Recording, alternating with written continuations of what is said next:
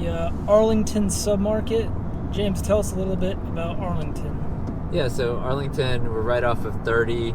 Arlington's a huge city, just like right in the middle of Dallas-Fort Worth.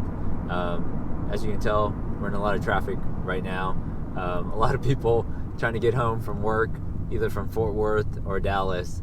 And there's a lot of Class B in Arlington, so really 1980s on the north side of the submarket. And then as you get closer to downtown, you get more like UT Arlington, a little bit older product, 60s, 70s product, further south, closer to I-20.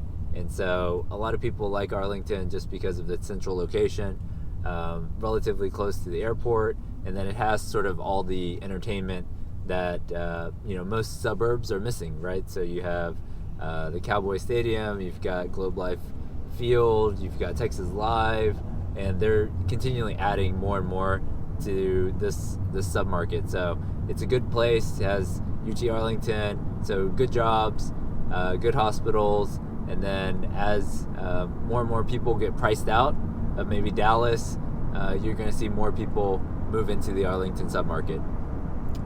Are they ever going to finish the highway construction in Arlington? That's a great question. It seems like they keep by the time they add the next lane, it's already it's already full. So you can flip the camera around and see the construction or the traffic that we're going into right now. So I mean, definitely everyone's back to work and getting to and from their office right now. And Arlington sits right in the middle of Dallas-Fort Worth, and so it's always going to be a pretty strong pocket.